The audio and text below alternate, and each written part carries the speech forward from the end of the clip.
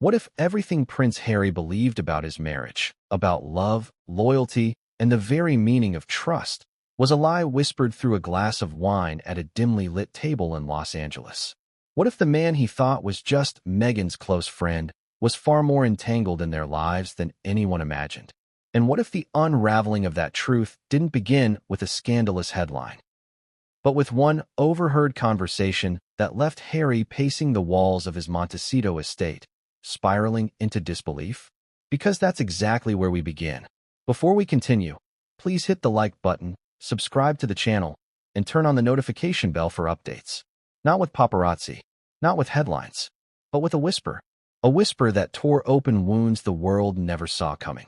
And now, that whisper is becoming a roar. You've seen their glamorous moments. The weddings, the walkouts, the Netflix deals, the red carpets. But behind the velvet curtains, behind the staged smiles and Spotify contracts, something darker has been brewing for years. And it all leads back to one name, Markus Anderson. Yes, that Markus, the so-called fixer, the gatekeeper of Soho House, the man who introduced Meghan to the world of elites, the one always in the background, always just out of frame, until now. Because now, the frame is cracking. And the picture we've been shown is being ripped apart. Let me ask you something. Why is this story exploding right now? Why, after years of rumors, whispers, and speculation, are we suddenly hearing credible claims from insiders, former friends, even anonymous diary pages and unreleased audio recordings? Why are we hearing about clandestine meetups, deleted texts, intercepted flights, and Markus showing up in places Harry wasn't even aware of? And why is Harry, once the fiercely protective, unwaveringly loyal husband, suddenly distancing himself from the one woman he gave up everything for? That's the question tearing through the palace, the press, and yes, even Hollywood. And it's the question this video is going to unpack. Because when a prince starts losing sleep over the man his wife calls just a friend, you better believe something serious is happening behind the scenes. And trust me, once you hear everything we've uncovered, you'll never look at their love story the same way again. But before we dive into the tangled web of betrayals, lies, private flights, and secret recordings, let's rewind the clock. Let's go back to the day Harry first met Meghan. Remember that? It was a blind date, arranged by a mutual friend. Or so we were told. But what if that friend wasn't as neutral as we've all been led to believe? What if Markus Anderson, the man who supposedly helped spark the most controversial royal romance of the decade, wasn't just a bystander? What if he was the architect? Because insiders now say Markus wasn't just introducing Meghan to Harry. He was managing her, coaching her, positioning her. He was her image architect, her career strategist, and maybe, just maybe, something more. Now I know what you're thinking. Isn't this just another tabloid-style gossip fest? No, this is different. Because what's unfolding isn't just about Hollywood drama or royal scandal. It's about emotional manipulation. It's about blurred boundaries. And it's about how power, ambition, and hidden alliances can slowly corrode even the most passionate love stories. Now, let's be clear, Prince Harry isn't perfect. He's made his share of questionable decisions, alienated allies, burned bridges, and perhaps at times lost sight of the bigger picture. But what no one can deny is that he was all in on Meghan. He gave up royal duties. He moved continents. He fought the press. He defended her through every storm. So how did we get here? How did we go from fairy tale escape to whispered phone calls, secret dinners, and a prince pacing the floor in silence? Sources close to the couple say Harry has become increasingly withdrawn, paranoid, and distrustful. And they're pointing fingers directly at the growing presence of Markus Anderson. He's allegedly been whispering in Meghan's ear again, helping her plot comeback strategies, orchestrate social moves, even coaching her through interviews and production meetings for her rumored solo projects. And this has raised one critical question inside Harry's inner circle. Who does Meghan trust more, her husband or her handler? Because in recent months, a trail of breadcrumbs has emerged that paints a disturbing picture. It includes leaked screenshots, surveillance footage from private clubs, disgruntled former aides, and a mysterious journal entry from someone very close to Markus. And what's inside those pages? We'll get there. But let's just say, it was enough to make Harry question everything. Enough to make him retreat from Meghan's team of advisors. Enough to make him confront her, not once, but multiple times. And enough to cause what insiders are now calling the biggest marital fracture since the Sussexes left the UK. But here's the twist. Even now, Meghan continues to defend Markus. She says he's her emotional anchor, that he understands her, that he's been there since the beginning. And to her, that loyalty counts for more than anyone will ever know. But to Harry, that's not enough anymore. Because when private jet manifests don't add up, when guest lists exclude your name, but include your wife's friend, when paparazzi get tipped off to meetings only one person knew about, and when your wife tells you she's in one place, only to later be spotted 2 cities over with the one man you never trusted, what would you believe? What would you do? Would you stay silent? Would you walk away? Or would you finally demand answers? Even if it meant confronting the truth you never wanted to face? Because that's what Harry did.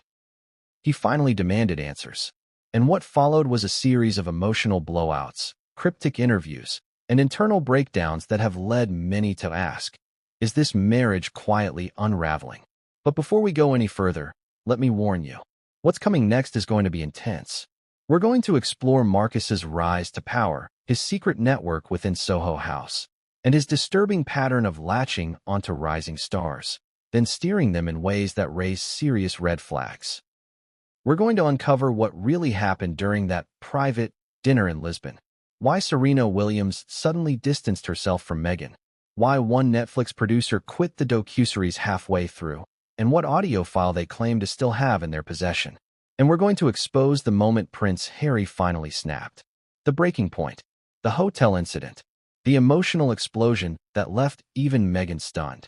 Because this isn't just a story about betrayal. It's a story about identity.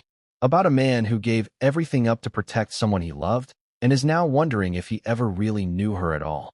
So if you think you've heard everything there is to know about Harry and Meghan, think again. Because this isn't just another tabloid tale. This is the real story behind the headlines. And it starts not with what you saw in the media, but with what you weren't supposed to hear at all. The whisper at the Chateau Marmont. The one that changed everything. The one that led Prince Harry to ask the most terrifying question of all. What if I've been the outsider in my own marriage? What he did next, what he uncovered, what he saw with his own eyes, will make your jaw drop. But to understand how deep the rabbit hole goes, we need to go back. Back to the beginning. Back to him. Back to Markus Anderson. Who is Markus Anderson? Really, who is this man behind the curtain? Because while Prince Harry was bearing his soul to the world, defending his wife against the most vicious tabloid smears, leaving the monarchy, sacrificing legacy for love, there was someone else quietly operating in the background. Someone most people never questioned. Markus Anderson. Always there. Always smiling. Always one step behind Meghan, or beside her. Sometimes even in front. He's been called her confidant, her inner circle, her platonic soulmate. But is that all he is? Because when we started pulling at this thread, what we found was far from harmless friendship. It was control. It was influence. It was strategy. And it just might be the key to understanding why Prince Harry finally snapped. Let's rewind. Before the palaces, before the paparazzi, before the Oprah interviews and Netflix megadeals. Let's go back to Toronto. Back to the days of Suits. Back when Meghan Markle was not yet a duchess. Just a working actress. Grinding. Climbing. Looking for a way into a world she dreamed of but didn't yet have the keys to. And who gave her those keys? Markus Anderson. If you don't know much about Markus, that's not an accident. He likes it that way. He's the opposite of a spotlight chaser. He doesn't speak to the press.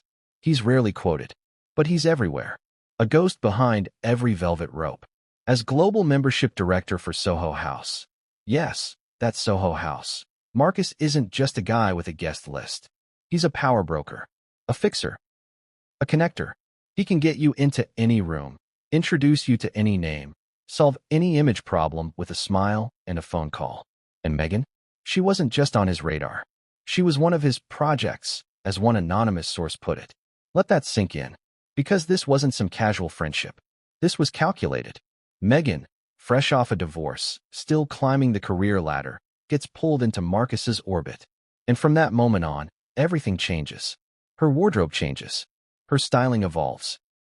She starts showing up at the right events. posing with the right people, getting whispers of brand deals, fashion collaborations, even royalty. And who's right beside her? Markus. Always Markus. Now let me ask you something. How many of your just friends fly with you to Europe unannounced? How many show up in VIP boxes at major events that your husband isn't even invited to? How many get looped into meetings about your Netflix show, your Spotify deals, your charity foundation strategy? Because that's what we're talking about here. A man who has sat quietly in the corner while Meghan's star rose. But who, if these sources are to be believed, wasn't just watching. He was steering. Let's talk timeline. 2014, Meghan and Markus meet in Toronto through mutual friends. She's filming Suits. He's already a Soho House insider. 2015, Meghan starts appearing at exclusive Soho House events. She credits Markus with her entire social makeover in a now-deleted blog post from the TIG. 2016, Prince Harry enters the picture. Here's where things get interesting. Because remember, it was Markus who reportedly helped set up that first meeting between Meghan and Harry. In fact, multiple reports claim he was the go-between, the orchestrator, which raises a major question. Was Markus helping a friend find love? Or was he positioning a client for a royal landing? Now, here's where the contradiction starts to simmer. Because Harry, at first, liked Markus, or at least tolerated him. They had drinks, attended events together. Harry even visited Soho Farmhouse, another Markus-managed property. But as time went on, Harry's demeanor shifted. Sources close to the couple say Harry began to feel boxed out. Markus was always there. At dinners, on flights, in green rooms. Sometimes, even in rooms Harry didn't know Meghan was in. And when he brought it up, Meghan shut it down. He's like a brother, she reportedly said. He's been with me longer than anyone. That phrase stuck with Harry. Longer than anyone. Even longer than him. So the tension built. And Markus? He didn't exactly back down. He leaned in, helping Meghan curate her image post-engagement, advising her on how to navigate the UK tabloids. Some claim he even coached her before her first big solo royal appearance. He was everywhere, but always just out of frame. And to the public, he remained just a friend. But the whispers inside the palace told a different story. Staffers noticed. Body language experts noticed. Even reporters started to quietly ask, why is this guy always there? And then came the strange sightings.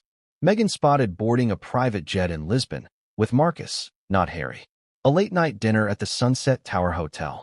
Markus and Meghan seen deep in conversation. No security. No entourage. Harry? Nowhere in sight. Insiders say he found out afterward. That was one of the first major arguments between the couple, according to those close to them. And Meghan's response? He needed me. I had to be there for him. Pause. What kind of friend needs you to secretly fly across the world while your husband thinks you're somewhere else? What exactly was going on? No clear answers. Just more smoke. More tension. More unexplained behavior. And then, perhaps most damning of all, came the diary. We'll get into the contents later. But know this, in Harry's words, as reported by a close aide, reading those pages broke him. And whose name kept appearing? Markus. Again and again. Not just as a friend. As a comfort. A confidant. An emotional partner. You feel that? That's the temperature dropping. Because when a husband reads that kind of language in his wife's journal, language that describes another man as the one who really sees me, everything changes. Now here's where it gets messy, eh? Some say Harry confronted Markus directly. Others claim he asked Meghan to set boundaries, and she refused. She said I was trying to control her, Harry allegedly told a former royal security staffer. That I was threatened by the only person who'd been there for her since the beginning. And maybe he was threatened. Or maybe he was finally seeing something he didn't want to believe. Either way, that confrontation was a turning point. Because after that, Harry began withdrawing. Less public appearances. More time in Montecito.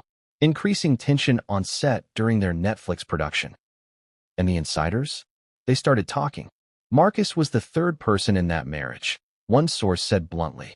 He was always there. Always whispering. And Meghan always listened. Now I know some of you are thinking, this sounds like classic jealousy. Maybe it is. Or maybe it's exactly what it looks like. Because there's a difference between supporting your friends and emotionally replacing your spouse with them. especially when those friends seem to hold more sway over your decisions than your own partner, especially when they start managing your schedule, steering your business, overlapping your life until the line between friend and something more gets completely erased. And that's what happened here. Or at least, that's what Harry feared was happening. Now, here's the kicker. In a private moment, shared off the record by someone who once worked closely with the couple, Harry allegedly said this: "I think I lost her before I ever really had her." Let that sink in, because that's the sound of a man unraveling. A man who gave up his family, his title, his country, only to realize he may have always been the outsider in a relationship choreographed by someone else. And if that someone else is Markus Anderson, then what happens next is going to make everything we've seen so far look like a fairy tale. Because the next dinner party, the next leaked audio, the next confrontation, is where things take a truly shocking turn. But before we go there, we need to take a hard look at the scene of the crime, the place where it all started, where image was crafted, power was whispered, and connections turned into control. Soho House, the ground zero of this entire operation.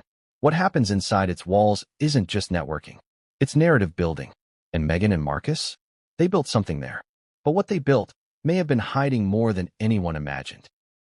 And what happened on that rooftop one summer night, when Meghan left her phone behind? That's what we're diving into next. Because Chapter 2, that's where we stop playing nice. And we start uncovering secrets.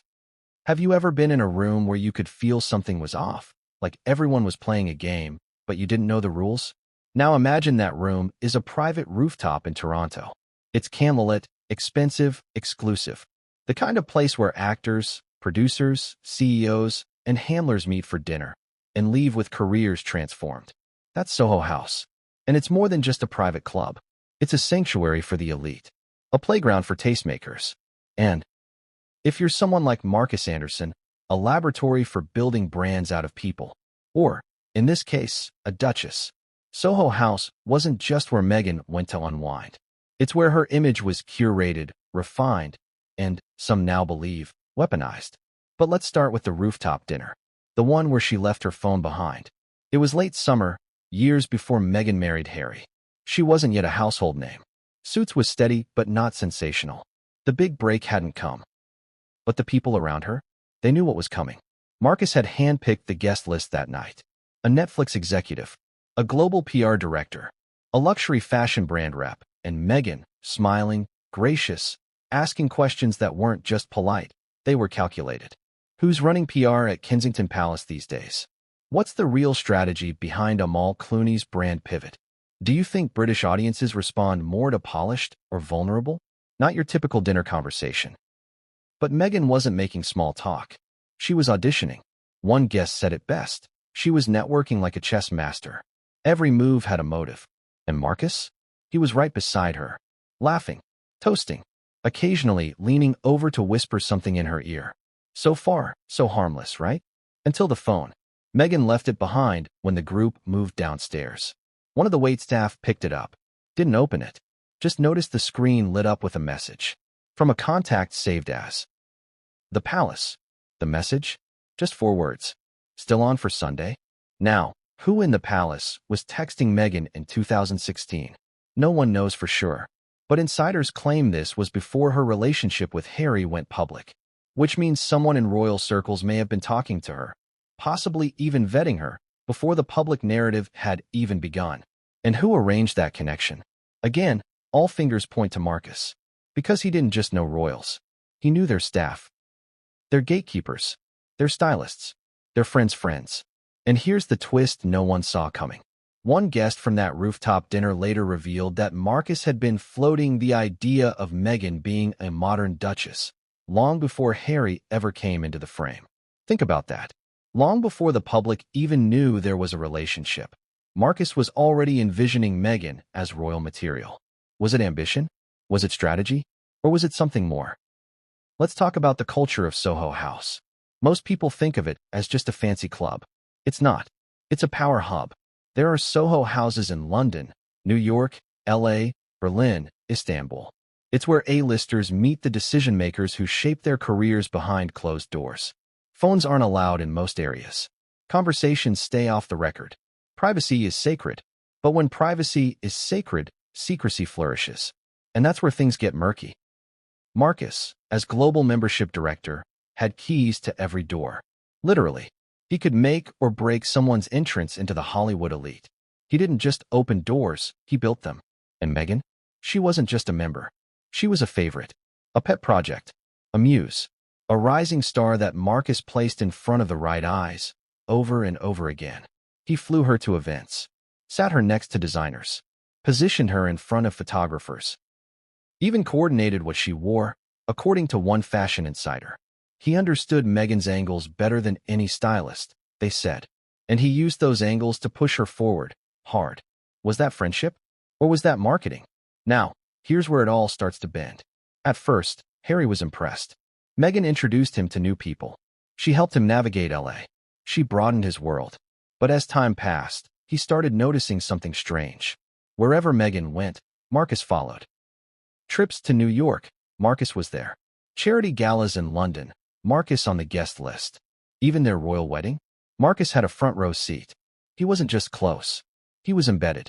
And when Harry began expressing discomfort, Meghan reportedly got defensive. "He's been with me through everything," she allegedly told him. You don't get to question that. And maybe Harry tried not to. But the tension kept simmering, especially when staffers at Soho House began leaking stories. One, who still works in the Toronto branch, claimed Meghan once requested that Harry not be mentioned in front of certain guests because she was navigating delicate optics. Another said Meghan asked Markus to help her run point on a media narrative involving a possible Vanity Fair cover, something that was later pulled under mysterious circumstances. And yet, Harry was rarely included in these discussions. Sources say he was left in the dark, kept at arm's length. Soho House became her sanctuary, but not his. And that, according to insiders, was by design. Markus created a space where Harry was the outsider, said one person who worked with the couple's security detail. He didn't belong in that world, and he felt it. Now here's where it really gets suspicious. In 2017, just months before the engagement, Meghan was reportedly spotted in the London Soho House, alone with Markus, going over what one staffer described as talking points. Talking points? For what? 2 weeks later, the couple sat for their first joint interview.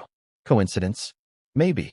But when you line up the timing, the patterns, and the insider reports, it starts to look less like a coincidence and more like choreography. Markus wasn't just a friend in the background. He was a consultant, a coach, a strategist. And Harry? He began to realize he was walking into a playbook he didn't write. One former friend of Meghan's put it bluntly. She wanted the crown. Markus handed her the map. And once she got it, the roles shifted again.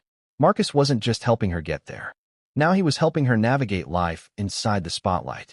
Even after the royal exit, even after Montecito, even after the palace, the press, and the Netflix doc. Because here's the kicker. Markus's name shows up repeatedly on guest lists, production meetings, creative briefings, and even content strategy calls related to Meghan's podcast and media work. And here's what stunned Harry.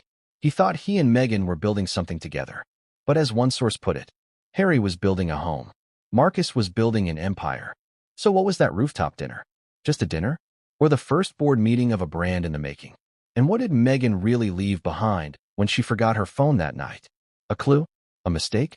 Or a message?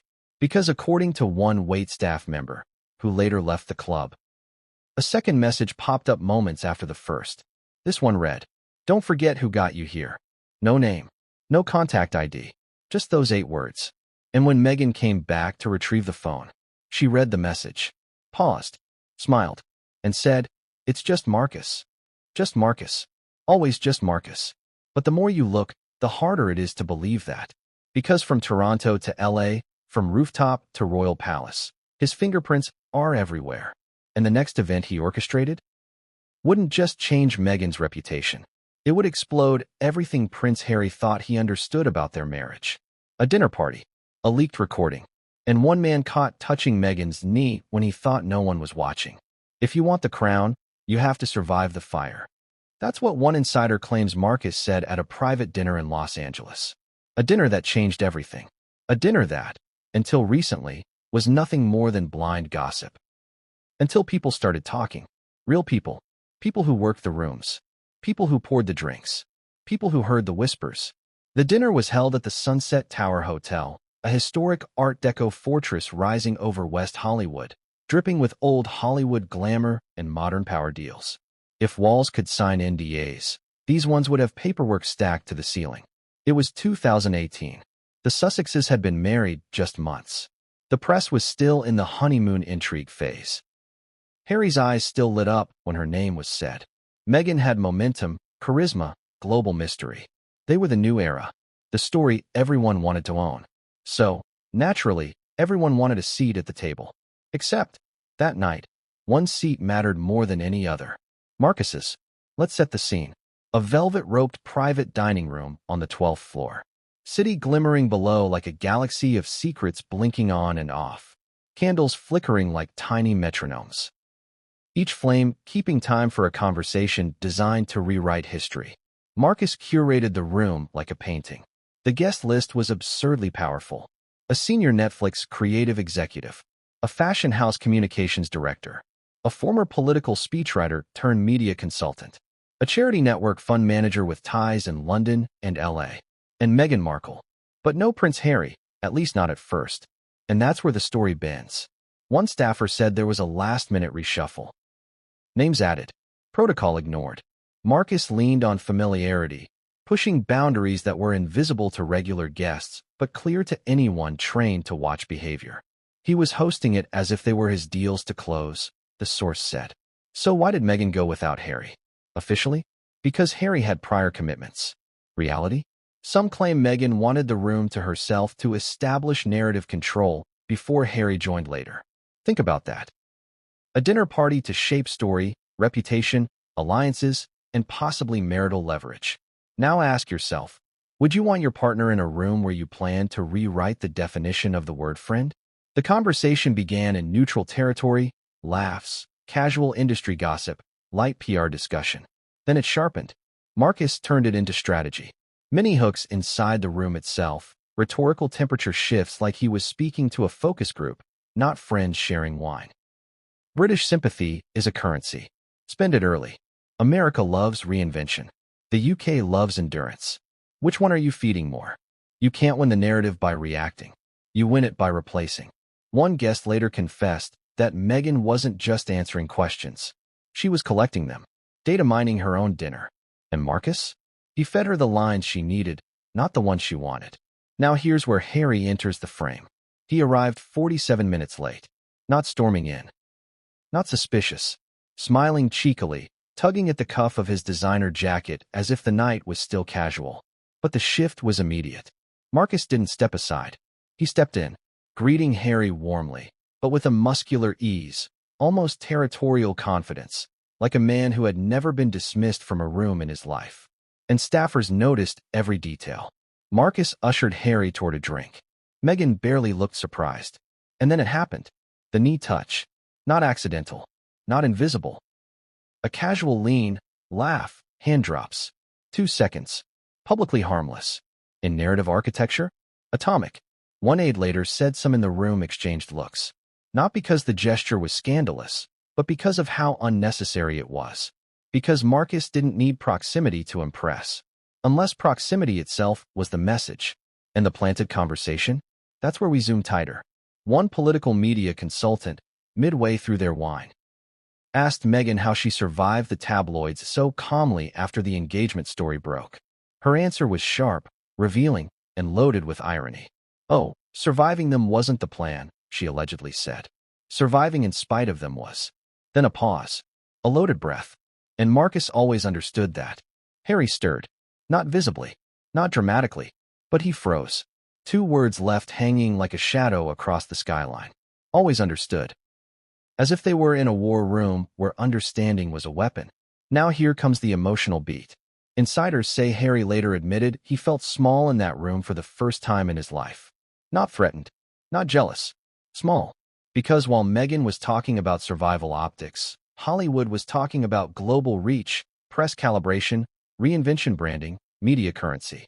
And Markus sat in both worlds like a bridge that didn't need permission to exist. Harry, a prince by blood, suddenly realizing there were kingdoms he didn't rule. And then the contradiction hit like lightning. Because moments after praising Markus's understanding, Meghan shut down talk about hiring Markus on any public or professional project. He hates publicity, she said quickly when someone asked if Markus would ever do interviews or appear on camera. Hates publicity, avoids publicity, but is comfortable enough to touch her knee in a private room full of power brokers her husband arrived late to join? Do you see the contradiction? Do you feel the curiosity gap forming like a black hole pulling you in deeper? Because Harry felt it too. And that's the moment this chapter is named after.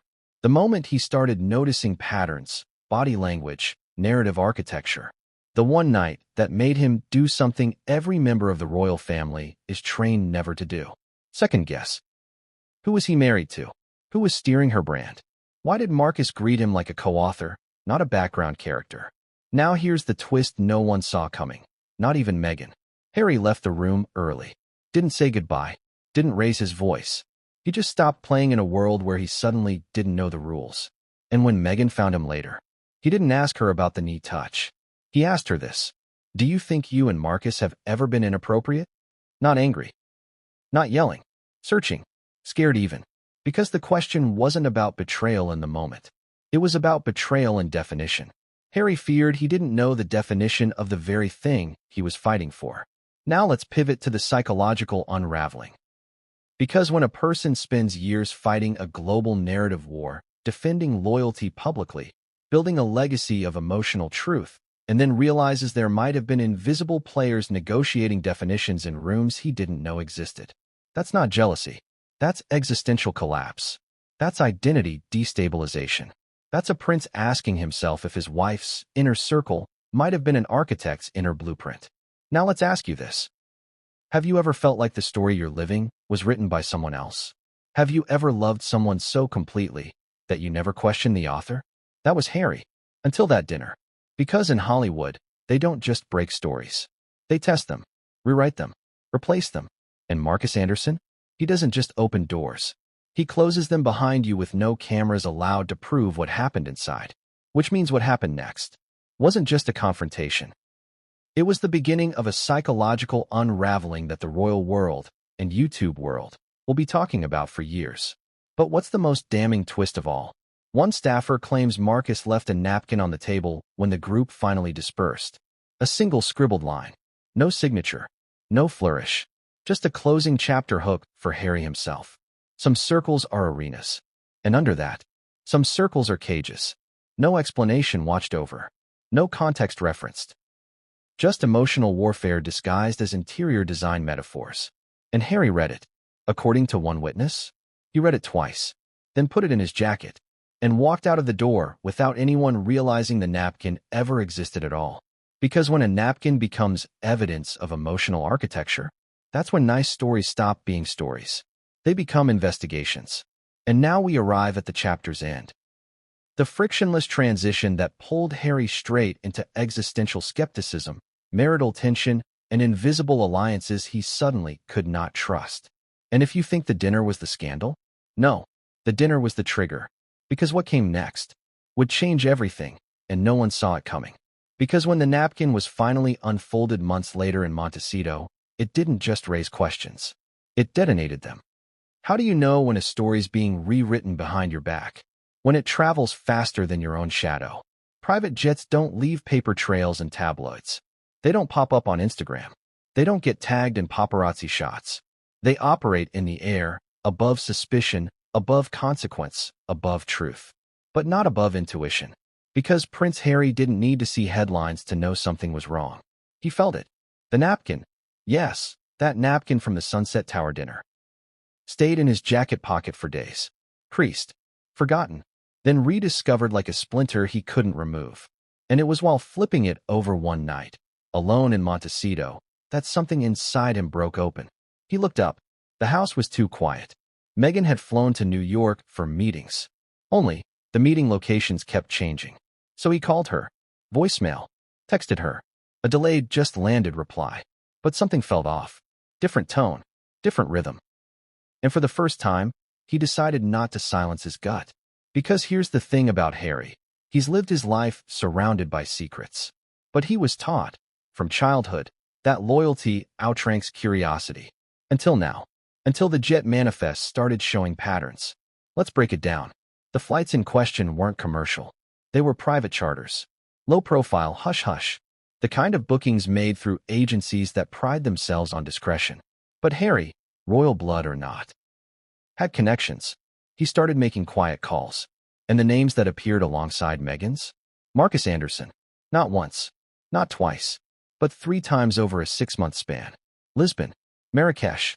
A wellness retreat just outside Sedona, Arizona. Trips he had no idea she was taking. Let that sink in. Meghan had taken multiple international trips with Markus, alone, without Harry, without public acknowledgement. The official reason? Business. Creative sessions. Personal healing. The unofficial reality? The optics were burning holes through the truth. Because according to insiders, Meghan had told Harry she was in meetings with her legal team in LA during the Lisbon trip. Except, there were no meetings booked. No clients seen. No calls logged. What was logged? A private dinner at the rooftop of a 5-star hotel in Lisbon. Markus and Meghan both checked in under pseudonyms. The staff didn't recognize Meghan right away, but a waiter with a keen eye and a Portuguese TikTok account did. He posted a blurry photo, later deleted, captioned, "The Duchess and her friend are back. They've been here before." Back. They'd been there before? Harry hadn't even been to Lisbon in the last 5 years. And that's when the cracks began to widen. He didn't confront Meghan immediately. He waited, watched, tested. One day, he casually brought up Portugal. Her eyes didn't flinch, but her fingers? They tightened around her coffee mug. Little signs, little tells. Then came the Arizona retreat, a wellness center known for its deep cleansing and emotional renewal packages. Meghan had told Harry she was spending the weekend in Ojai with Serena Williams. But Serena was publicly photographed, on the same day, at her daughter's ballet recital in Florida. The cover story collapsed. And the jet manifest? Markus Anderson. Again. Same jet. Same destination. Same private villa. Harry didn't say a word that night. He just scrolled through his iCloud and reread the text Meghan had sent him while she was supposedly journaling under the stars. "I've never felt more grounded. Everything is aligned." Aligned with what, exactly? That's when Harry started reaching out to the old guard. People he distanced himself from after leaving the UK. His former protection officers. Ex-royal aides. The ones who knew how to watch from the shadows. And their intel? Chilling. They had photos. Time-stamped visuals.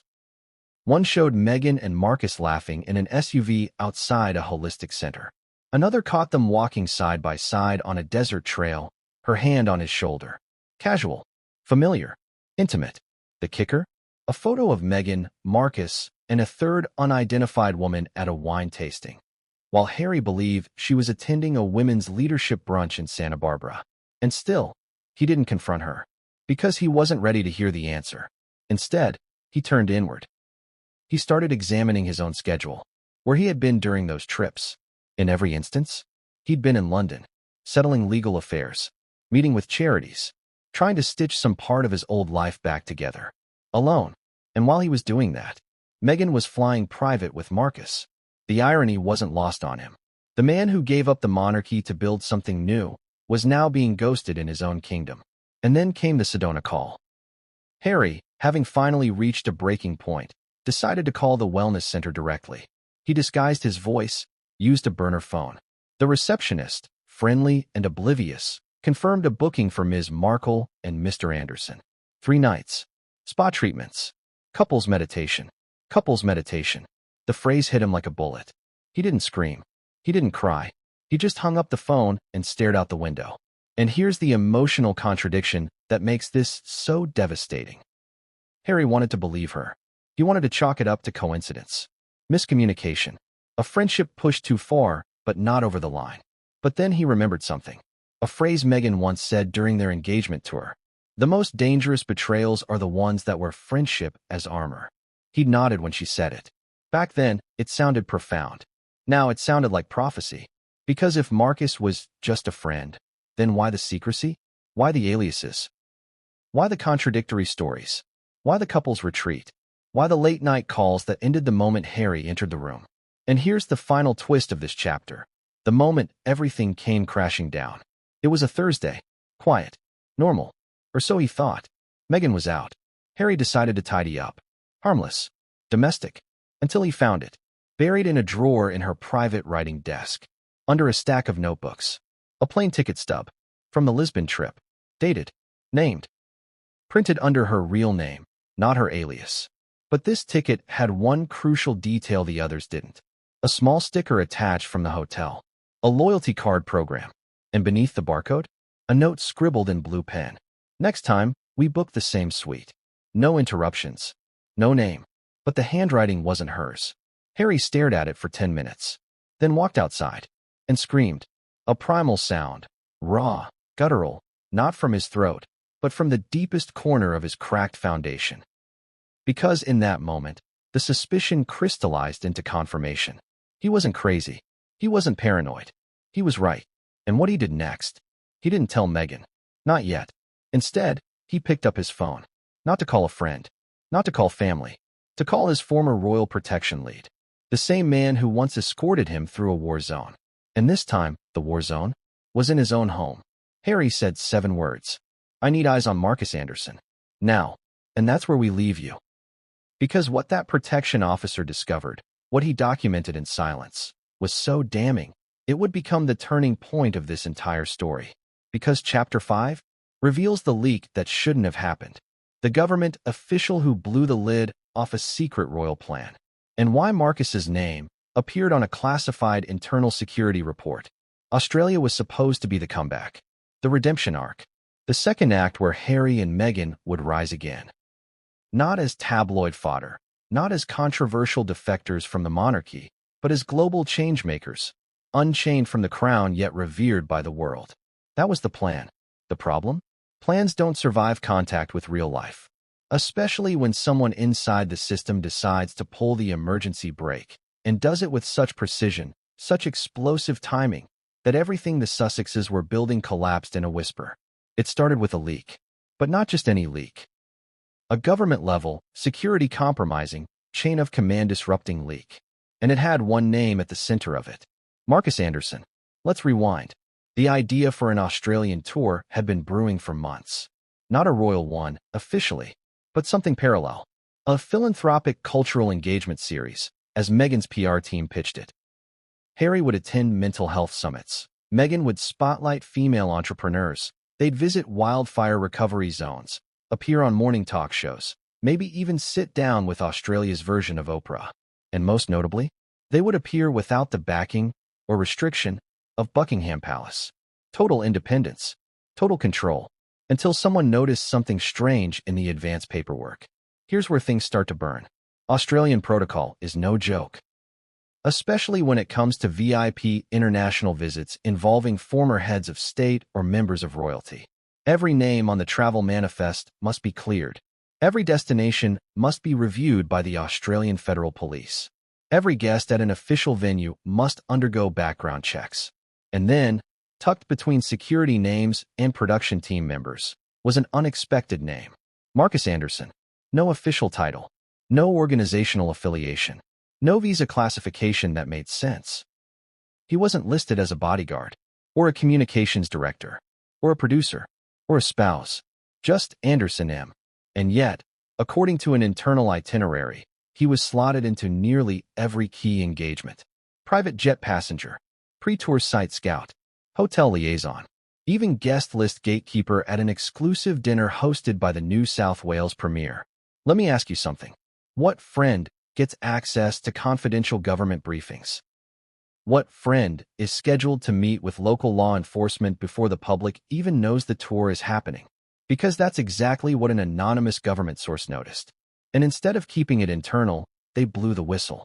First, to their superior. Then, to the press. And the explosion? Immediate. A leaked email chain surfaced between the Office of Protocol and the Australian Department of Foreign Affairs. The subject line? Urgent inquiry. Uncredentialed foreign national on VIP tour manifest.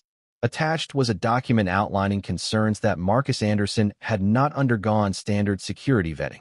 And more disturbingly, that he'd personally requested access to advanced site briefings typically reserved for senior staff or protective detail. Translated? Markus wanted to be in the security rooms. Without a badge. Now pause for a second. This isn't some Hollywood mixer. This is a government-monitored tour involving high-profile visits to sensitive areas, including post-disaster zones, hospitals, and youth facilities. And somehow, Markus had inserted himself into all of it. So the government official sent an alert to Kensington Palace. And that's where things turned from suspicious to explosive. Because although Harry and Meghan were no longer working royals, protocol still dictated that any engagement with foreign heads of state or visits to Commonwealth nations must be flagged. And when Kensington Palace received the file, the first person to respond wasn't a secretary. It was Prince William. He reportedly sent a direct note to a senior Australian official reading. The Crown has not approved or endorsed this itinerary. In other words, back off. Now imagine how that felt to Harry. 1 minute, he's planning a redemption arc. The next, his brother is pulling the rug out from underneath him. And Meghan? She was livid. Sources say she made multiple calls to their legal counsel, demanding the identity of the government source who leaked the file. But the damage was done. The press picked up the scent. Headlines exploded.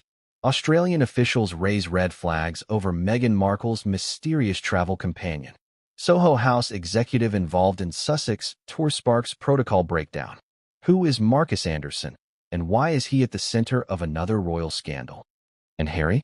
He was blindsided. He hadn't even known Markus was on the list. The planning documents had gone through Meghan's office.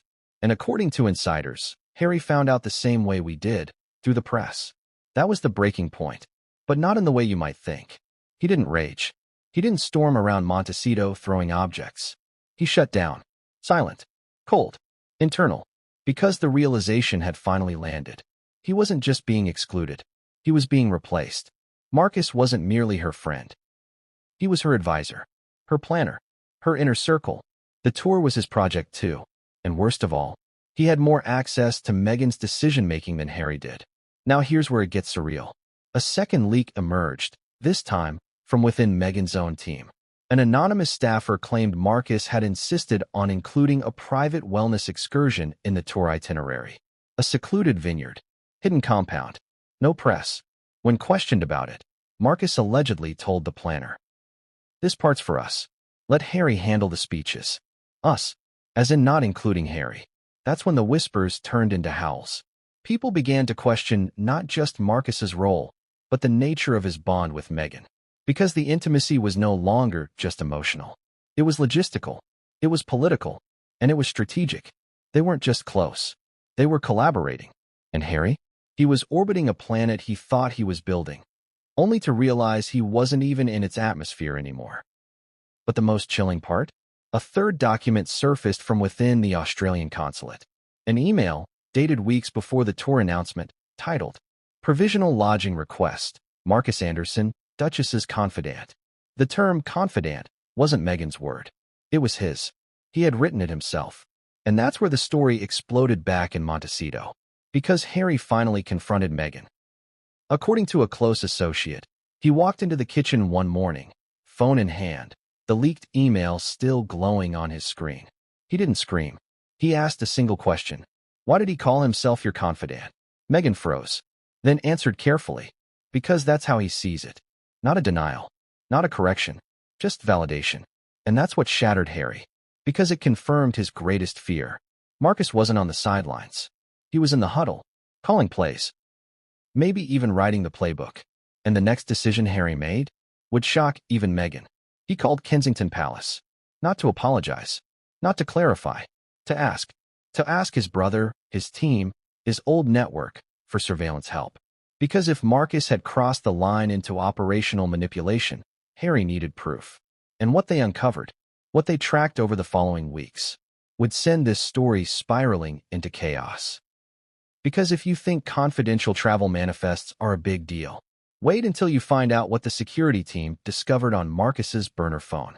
The photos, the notes, the one voicemail never meant to be saved. It's all coming.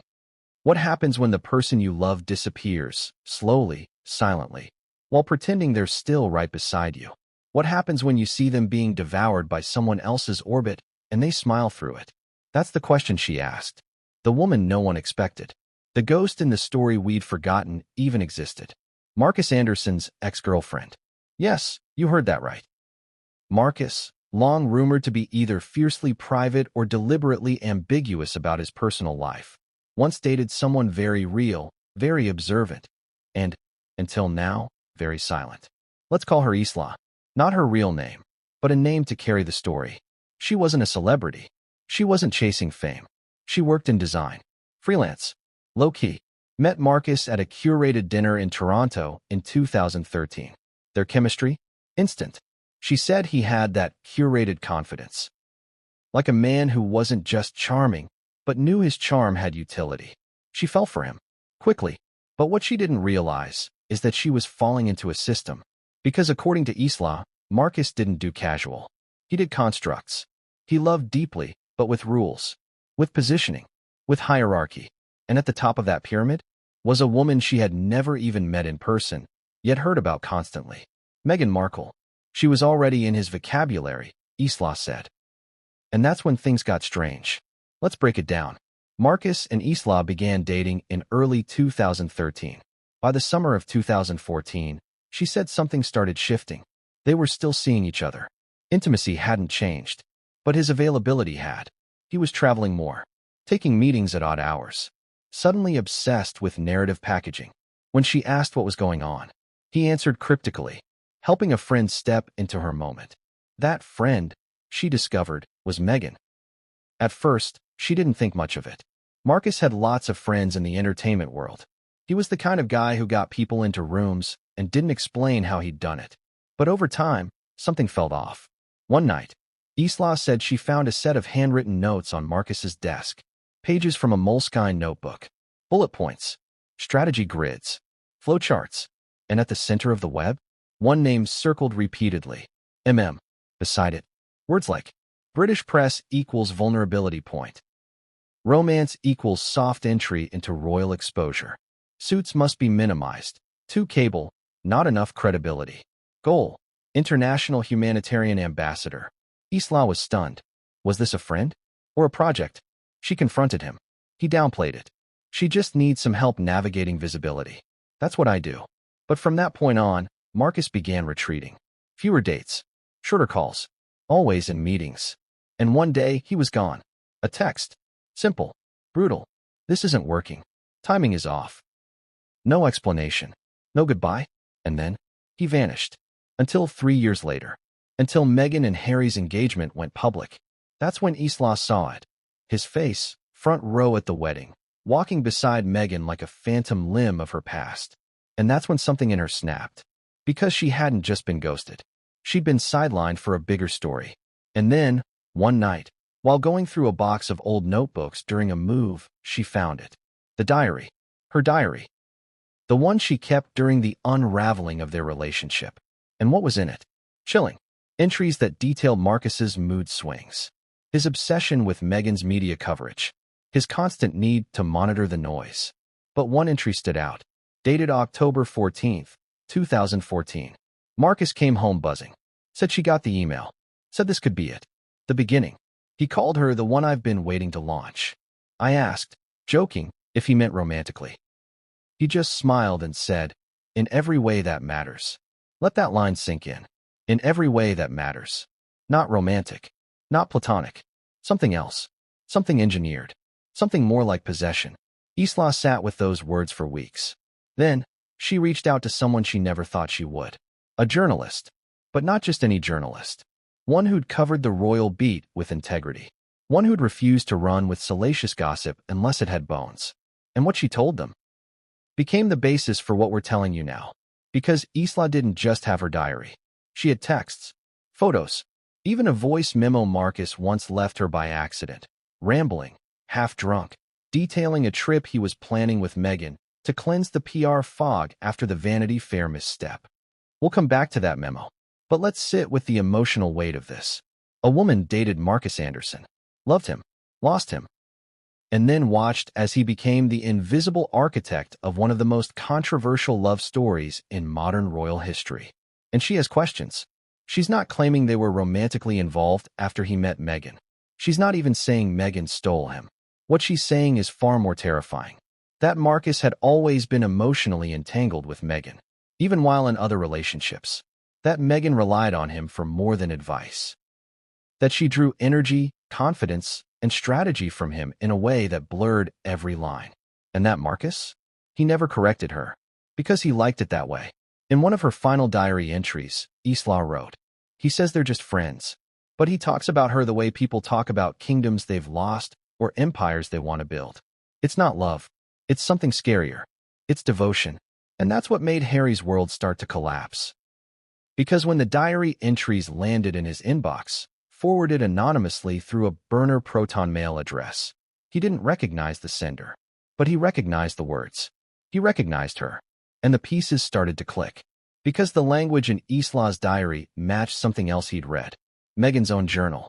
Yes, the one he discovered during their quiet night in Montecito. The one she thought was locked away. And in that journal, a mirrored phrase. "Markus is the only person who saw the Duchess in me before I even saw it in myself." Now ask yourself, how does that line sound to a man who gave up his title for her? How does it sound to a prince who thought he had unlocked the royal in her? It sounds like betrayal. Not physical, but foundational. Because what if Markus wasn't just a shadow in their story? What if he was the author of it? Or worse, what if he was writing a different story all along? And Harry? Was just a character that got added later. So what did Harry do with the diary entries? He didn't confront Meghan. Not yet. He had one of his staffers authenticate the phone number linked to the original sender. And what came back chilled him to the bone. Because the sender was not Isla. It was someone else. Someone who had access to Isla's email drafts. Someone who had been collecting these entries for weeks. Someone inside Soho House. The system was closing in. And Markus was running out of shadows. Because the next message Harry received wasn't from a journalist. It was from his former protection officer. The man watching Markus from a safe distance. "You're not crazy," the message read. "They're meeting again. Sunset Tower. Same room. Same pattern." And that's where we end this chapter. Because chapter 7? That's when Harry finds the journal. The one Meghan never meant him to read. And what it contains will destroy everything. Have you ever been in a room where you could feel something was off? Like everyone was playing a game, but you didn't know the rules? Now imagine that room is a private rooftop in Toronto. It's candlelit, expensive, exclusive. The kind of place where actors, producers, CEOs, and handlers meet for dinner and leave with careers transformed. That's Soho House. And it's more than just a private club. It's a sanctuary for the elite. A playground for tastemakers. And if you're someone like Markus Anderson, a laboratory for building brands out of people. Or, in this case, a duchess. Soho House wasn't just where Meghan went to unwind. It's where her image was curated, refined, and, some now believe, weaponized. But let's start with the rooftop dinner. The one where she left her phone behind. It was late summer, years before Meghan married Harry. She wasn't yet a household name. Suits was steady, but not sensational. The big break hadn't come. But the people around her? They knew what was coming. Markus had handpicked the guest list that night. A Netflix executive, a global PR director, a luxury fashion brand rep, and Meghan, smiling, gracious, asking questions that weren't just polite, they were calculated. Who's running PR at Kensington Palace these days? What's the real strategy behind Amal Clooney's brand pivot? Do you think British audiences respond more to polished or vulnerable? Not your typical dinner conversation. But Meghan wasn't making small talk. She was auditioning. One guest said it best. She was networking like a chess master. Every move had a motive. And Markus? He was right beside her, laughing, toasting, occasionally leaning over to whisper something in her ear.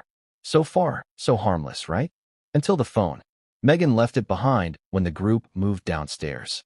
One of the waitstaff picked it up. Didn't open it. Just noticed the screen lit up with a message. From a contact saved as The Palace. The message? Just 4 words. Still on for Sunday? Now, who in the palace was texting Meghan in 2016? No one knows for sure. But insiders claim this was before her relationship with Harry went public. Which means someone in royal circles may have been talking to her, possibly even vetting her, before the public narrative had even begun. And who arranged that connection? Again, all fingers point to Markus. Because he didn't just know royals. He knew their staff. Their gatekeepers. Their stylists. Their friends' friends.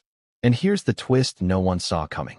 One guest from that rooftop dinner later revealed that Markus had been floating the idea of Meghan being a modern duchess, long before Harry ever came into the frame.